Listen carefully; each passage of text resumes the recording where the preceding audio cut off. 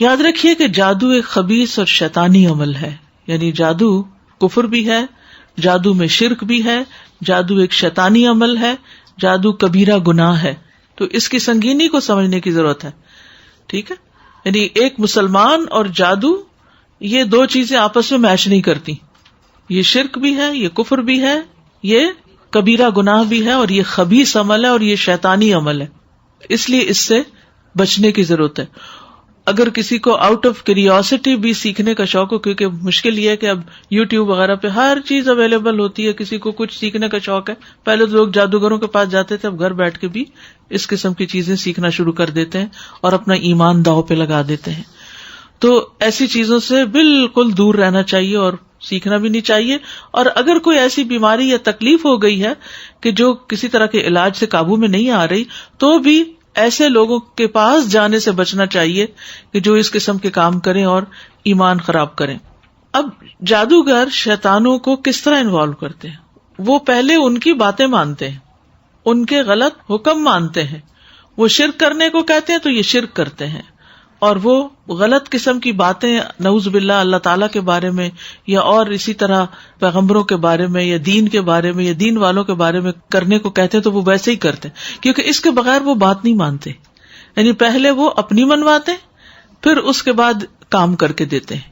تو بعض لوگ ہوتے ہیں نا، وہ کہتے ہیں فلاں عامل ہے، اس کے پاس موکل ہے اور اس کے ذریعے ہم فلاں اور فلاں کام کروا سکتے ہیں. تو اس سے بچنا چاہیے، کیونکہ وہ کس طرح کام لیتے ہیں. یعنی ایک معاہدہ ہوتا ہے دو طرفہ کہ تم ہماری یہ بات مانو پھر ہم تمہاری یہ بات مانیں گے، اور تم ہماری کیا مانو، نعوذ باللہ اللہ کو گالیاں دو مثلا. تو وہ کیا ہے، وہ اس کو پھر دینی پڑتی ہیں، اس کے بغیر وہ ہاتھ نہیں آتا.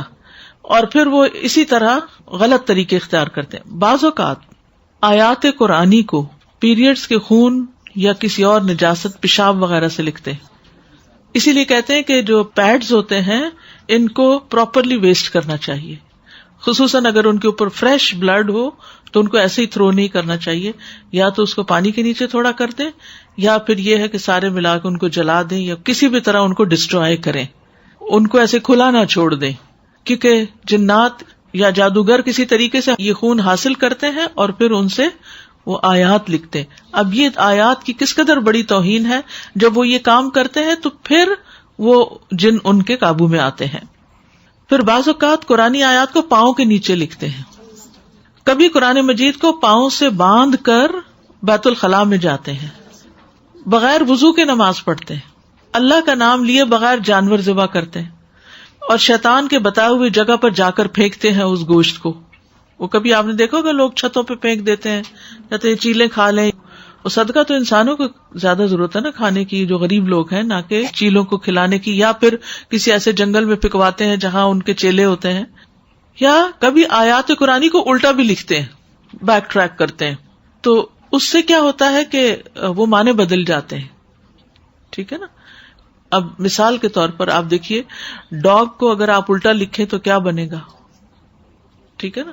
یا گاڈ لفظ کو اگر الٹا لکھیں تو کیا بن جاتا ہے؟ ٹھیک ہے نا. تو کتنی غلط چیز میں کنورٹ ہو جاتا ہے وہ لفظ. تو اس قسم کی بےہودہ باتیں جو ہیں وہ کرتے ہیں اور اس سے معنی جو ہے وہ تبدیل ہو جاتے ہیں. یا کبھی سگی ماں یا بیٹی سے زنا وغیرہ کرتے ہیں شیاطین کے کہنے پر، یعنی حد درجے کے قبیح عمل کرتے ہیں، اور اس طرح پھر وہ ان سے کام لیتے ہیں. امام ابن تیمیہ کہتے ہیں شیطان خود اپنی ذات میں خبیث ہے، تو جب عزائم پڑھنے والا اور قسمیں کھانے والا اور روحانی جادو کی کتابیں پڑھنے والا اور اسی طرح کی دوسری چیزیں پڑھنے والا ایسی چیزوں کے ساتھ شیاطین کا تقرب حاصل کرتا ہے جن کو شیاطین کفر اور شرک میں سے پسند کرتے ہیں، تو ان کے لیے یہ چیزیں رشوت اور چٹی کے کام مقام ہوتی ہیں. یہ دراصل اس طرح کے کام کر کے وہ جنات کو رشوت دیتے ہیں، شیطانوں کو رشوت دیتے ہیں، اور پھر شیاطین ان کے کچھ اغراض و مقاصد پورے کرتے ہیں، جیسے کہ انسان کو مال وغیرہ لا دیتے ہیں. جیسے آپ دیکھیں بعض لوگ اپنا کام نکلوانے کے لیے مال کی رشوت دیتے ہیں، یا پھر کسی کو قتل کر دیتے ہیں. کوئی کہتا ہے کہ تم فلاں کو قتل کر دو تو تمہیں اتنا مال دیں گے. پھر اسی طرح اور بھی بےہودہ کام کرواتے ہیں. تو یہی وجہ ہے کہ ان میں سے بہت سے کاموں کے لیے وہ اللہ کے کلام کو ناپاک چیزوں کے ساتھ لکھتے ہیں. کبھی کلام کے حروف کو الٹا کر کے پڑھتے ہیں، کبھی الفاتحہ اور قل هو اللہ کے حروف کو الٹا لکھتے ہیں. تو آپ دیکھیے کہ جب قل هو اللہ اور الفاتحہ کو سیدھا پڑھا جاتا ہے تو علاج ہوتا ہے نا. جب الٹا لکھ کر تکلیف دیتے ہیں تو پھر اس کو ریورس کیا جاتا ہے اور الفاتحہ وغیرہ پڑھ کر، اسی لیے الفاتحہ کو شفا کہا گیا نا. تو چونکہ اس میں شفا ہے، اس سورت کا نام بھی ایک شفا ہے، تو وہ اس کو الٹا لکھتے ہیں تاکہ بیماری آئے. پھر یہ بھی یاد رکھیے کہ اللہ سبحانہ تعالیٰ کی ایک حکمت ہے، مصلحت ہے کوئی، کہ اس طرح کے الٹے لکھے ہوئے کلام یا شیطانی قسم کے منتر وغیرہ جو ہیں وہ انسان پر اثر انداز ہوتے اللہ کے اذن سے ہی ہیں، لیکن ایسی چیزوں سے بھی نقصان ہوتے ہیں، یعنی جادو برحق ہے. حضرت عائشہ کہتی ہیں کہ نبی صلی اللہ علیہ وسلم پر جادو کیا گیا تھا اور اس کا اثر یہ ہوا کہ آپ خیال فرماتے کہ فلاں کام کر چکے ہیں، حالانکہ وہ آپ نے کیا نہیں ہوتا تھا. تو کچھ عرصہ آپ اس اثر میں رہے. حضرت عائشہ رضی اللہ عنہا پر بھی جادو ہوا تھا. امرا ان کی شاگرد ہے، وہ کہتی ہیں کہ ایک مرتبہ عائشہ رضی اللہ عنہا بیمار ہو گئی اور ان کی بیماری کا دورانیہ بہت زیادہ لمبا ہو گیا. اسی دوران مدینہ میں ایک طبیب آیا. عائشہ رضی اللہ عنہا کے بھتیجے اس کے پاس گئے اور ان سے حضرت عائشہ کی بیماری کے بارے میں پوچھا. اس نے کہا کہ تم جس عورت کی یہ کیفیت بتا رہے ہو اس عورت پر تو جادو کیا گیا ہے، اور اس پر اس کی باندی یعنی لونڈی نے جادو کیا، یعنی حضرت عائشہ کی جو سرونٹ تھی اس نے جادو کیا تھا. جب تحقیق کی گئی، انویسٹیگیشن کی گئی، تو اس لڑکی نے اقرار کر لیا کہ ہاں میں نے کیا ہے. پوچھا گیا کیوں کیا ہے، تو کہنے لگی میں چاہتی تھی کہ آپ فوت ہو جائیں تاکہ میں آزاد ہو جاؤں. تو بعض اوقات اس طرح کے بھی ناسمجھ لوگ ہوتے ہیں نا، تو اور کوئی بات سمجھ نہ آئی. حضرت عائشہ نے تو بے شمار غلام آزاد کیے تھے، اگر وہ ریکویسٹ کرتی تو وہ ان کو بھی آزاد کر دیتی، لیکن بہرحال کیونکہ حضرت عائشہ نے اس سے کہہ رکھا تھا کہ میرے مرنے کے بعد تم آزاد ہو جاؤ گی، تو اس نے کہا کہ میں ان کو مار دوں تاکہ جلدی آزادی ملے.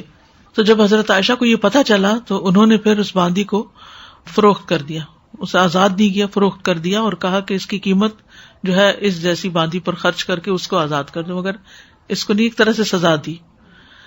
پھر اسی طرح تابعین میں سے، بعد کی جنریشن میں سے بھی کچھ نیک لوگوں پر جادو ہوا. قعقاع بن حکیم کہتے ہیں کہ کعب الاحبار نے کہا اگر میں چند کلمات نہ پڑھا کرتا تو یہودی مجھے گدھا بنا دیتے. لوگوں نے پوچھا وہ کلمات کیا ہیں؟ کعب نے کہا اعوذ بوجہ اللہ العظیم الذی لیس شیء اعظم منہ وبکلمات اللہ التامات اللتی لا یجاوزہن بر ولا فاجر وباسماء اللہ الحسنی کلہا ما علمت منہا وما لم اعلم من شر ما خلق وبرأ وزرع. میں اللہ کے عظیم چہرے کی پناہ مانگتا ہوں جس سے عظیم کوئی اور چیز نہیں، اور اس کے مکمل کلمات کے ساتھ پناہ چاہتا ہوں جس سے کوئی نیک یا بد آگے نہیں بڑھ سکتا، اور اس اللہ کے تمام اسماء حسنہ کے ساتھ پناہ چاہتا ہوں جن کو میں جانتا ہوں اور جن کو میں نہیں جانتا، اس چیز کے شر سے جس کو اس نے بنایا، پیدا کیا اور پھیلا دیا.